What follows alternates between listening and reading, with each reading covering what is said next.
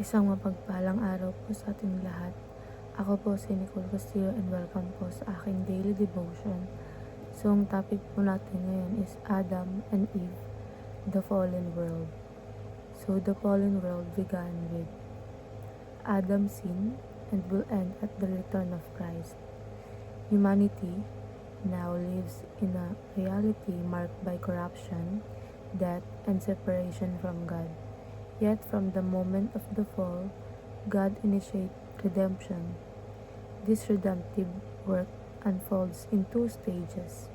First, as a promise from Genesis 3:15 through the long anticipation of the Messiah, and second, as a fulfillment from Christ's birth, life, death, and resurrection until his final return, when creation will be fully restored under his reign. So ayon po sa Genesis chapter 3 verse 21 to 24, the Lord God made garments of skin for Adam and his wife and clothed them. And the Lord God said, the man has now become like one of us, knowing God and evil. He must not be allowed to reach out his hand and take also from the tree of life and eat and live forever. So the Lord God banished him from the Garden of Eden to work the ground from which he had been taken.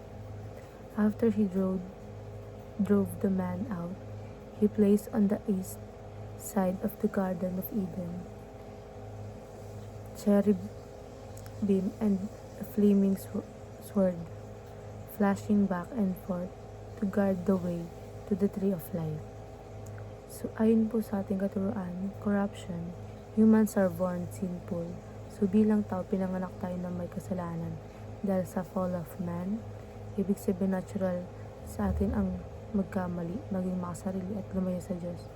Hindi ito dahil masama agad ang gawa natin, kundi na brokenness sa ating puso mula sa simula. And chaos, human disrupt, order and peace dahil sa kasalanan. So, nagkaroon ng kaguluhan sa mundo, sa relasyon, lipun at kahit sa sarili natin. Ang disobedience ng tao sa Diyos ang dahilan kung bakit nasisira ang kaayusan at kapayapaan na originally nilikha ng Diyos. And cursed, humans are subjected to suffering. So, ang resulta ng kasalanan ay suffering. Physical, emotional, at spiritual. Hindi ibig sabihin na lahat ng paghihirap ay parusa ng Diyos, pero bahagi na ito ng mundong nahulog sa kasalanan.